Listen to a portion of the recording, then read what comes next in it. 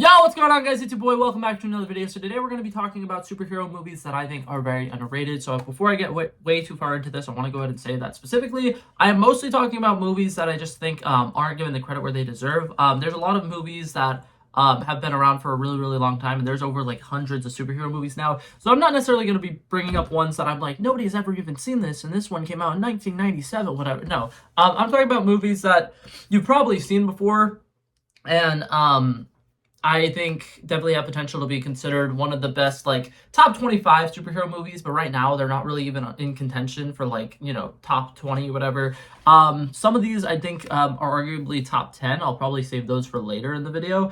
But I want to talk about superhero movies that I feel like don't get talked about enough, and that I feel like really are kind of like missing whenever people talk about like some of the best superhero movies of all time. So right off the bat, I'm going to talk about something that I don't really have as much to say about first. So starting off, the Sky Kids movie.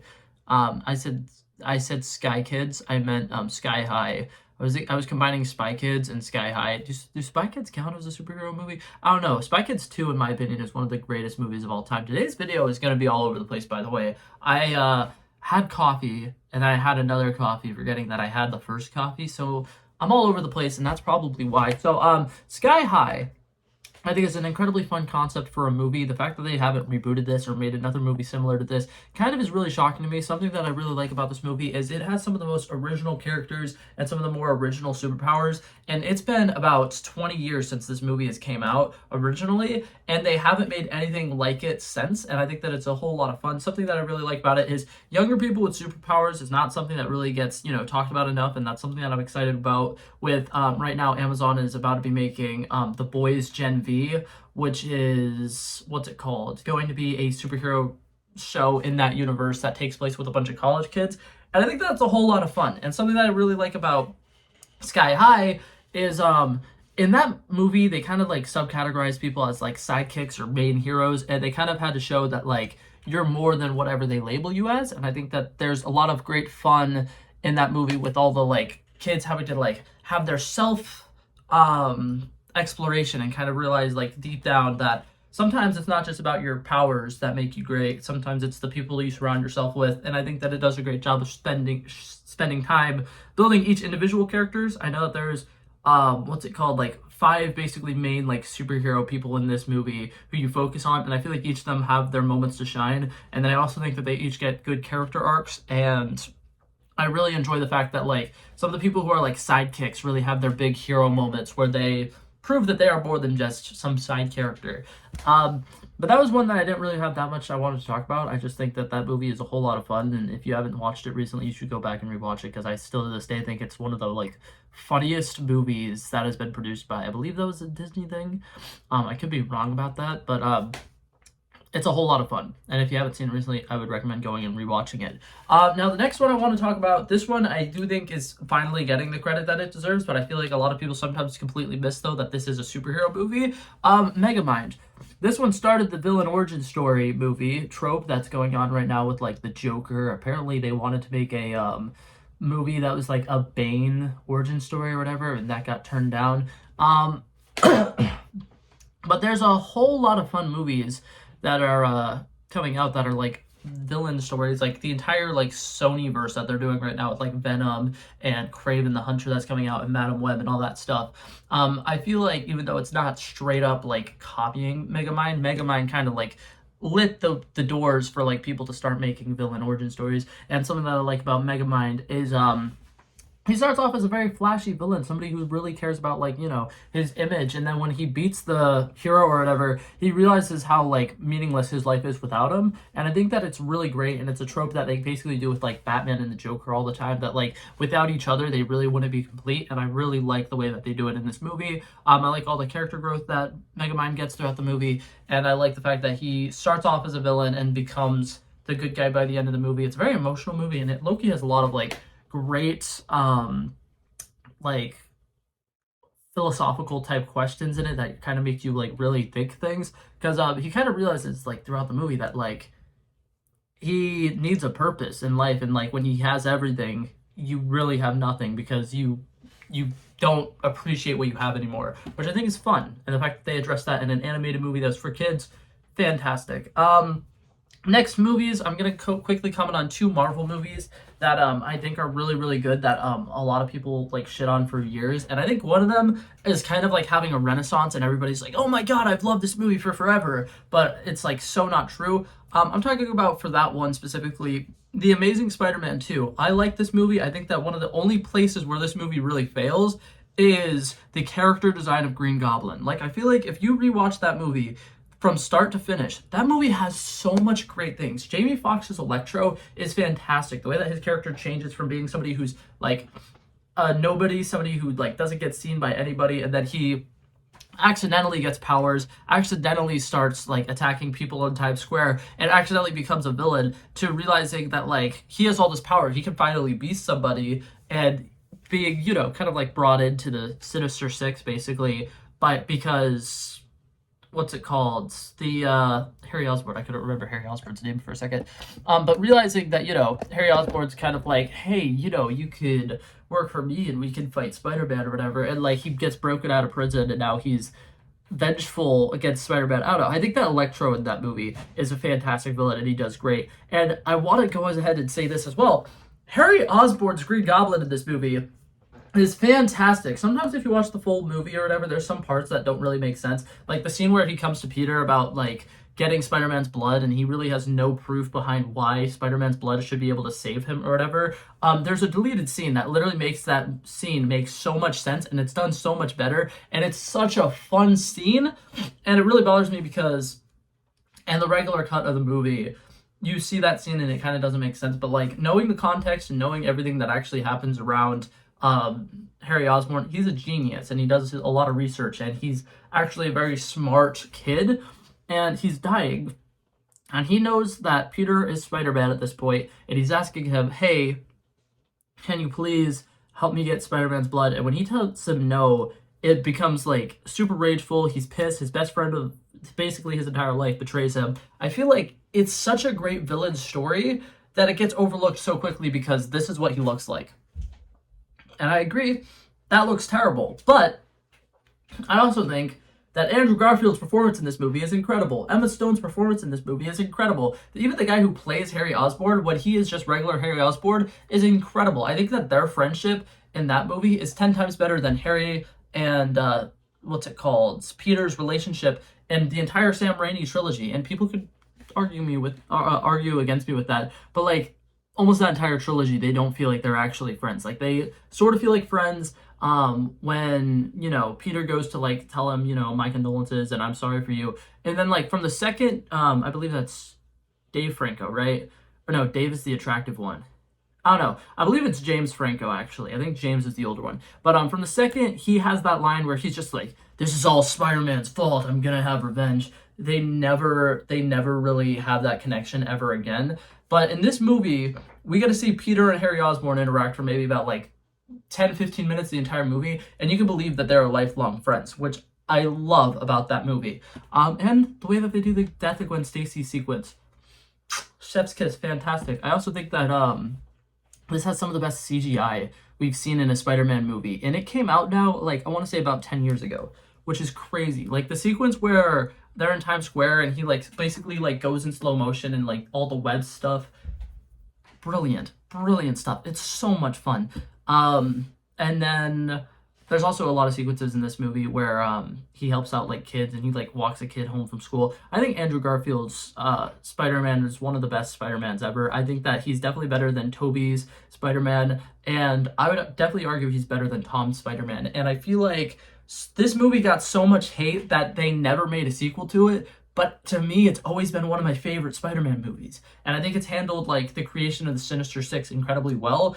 And it's part of the reason why I'm really sad that they never made The Amazing Spider-Man 3, because it had a lot of potential. I think The Amazing Spider-Man 3 would have been a really, really good movie, but they didn't really give it a chance to happen. So that sucks. But so that's one I think is a hot take. I've made a video where I ranked all the Spider-Man movies, and I had that one ranked, I want to say it was like my number like 4 or number 5, and some of the only ones that were above it were like the Spider-Man 2, both of the Spider-Verse movies, and Homecoming. But yeah, I think it's better than the majority of the Sam Raimi trilogy. and I think it's better than the majority of Tom Holland's Spider-Man movies. But yeah, I love that movie. Another one that I want to talk about real quick before I talk into the one that I think arguably should be top 10 superhero movies of all time, but people never give it that credit. The last one I'm going to talk about is the Ant-Man movie.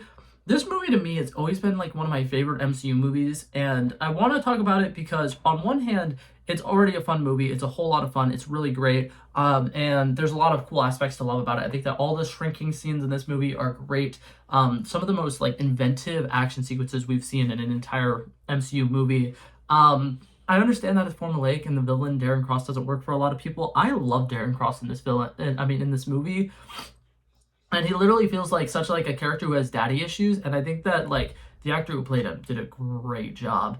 But yeah, one of the main reasons why I wanted to bring this movie up though is this is one of the first superhero movies that isn't necessarily like there's a guy who's trying to destroy the world, and here's a guy who's going to save the world. It's a morally gray kind of villain and a morally gray kind of human where he's not, hero, where he's not really like the best person. He's just kind of like doing the job because he thinks that it's a good thing to do, and also because like this is a way that he can potentially start like getting back into his daughter's life. I don't know, they're just everything about the original Ant-Man movie I think works really, really well, and something that I love about it is it's a heist film above anything else, which is just genius. You take a character like Ant-Man who can shrink at any given time and make him have a heist film as opposed to just a regular basic superhero movie was brilliant, and I really like that movie. And part of the reason why I think that it's very underrated is a lot of people don't think it's like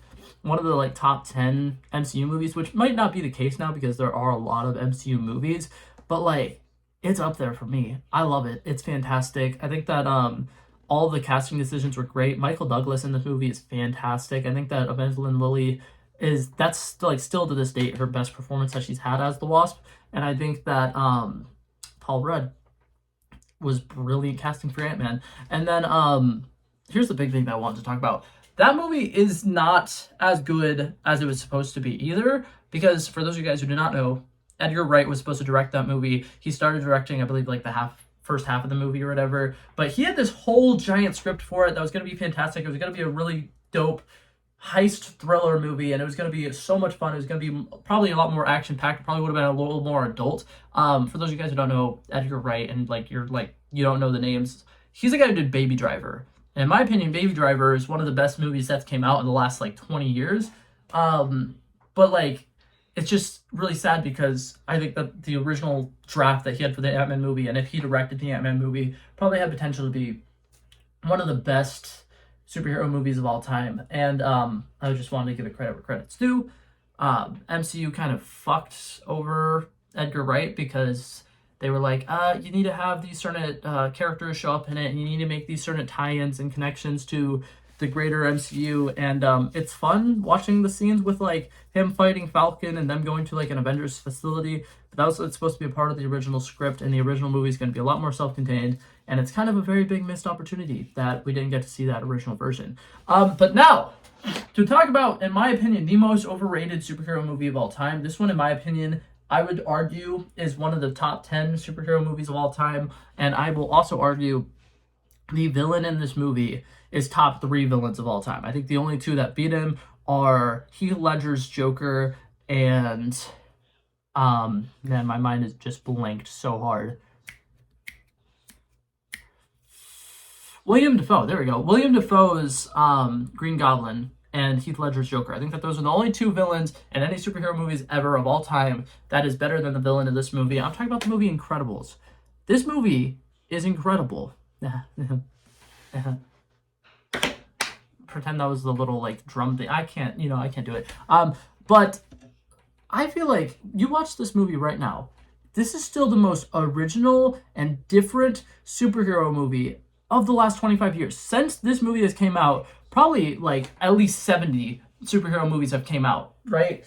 And in my opinion, this one holds up so well. This is one of the best movies that has to do with family and some of the problems that people have when I don't know. I really like the political aspect of this movie as well, which I think is crazy because this was for little kids. But some of the stuff that they deal with is dark. Like the scene where at the beginning of the movie, Mr. Incredible saves a guy who's committing suicide and then he gets sued or whatever, and then it becomes like a whole problem with like superheroes being outlawed.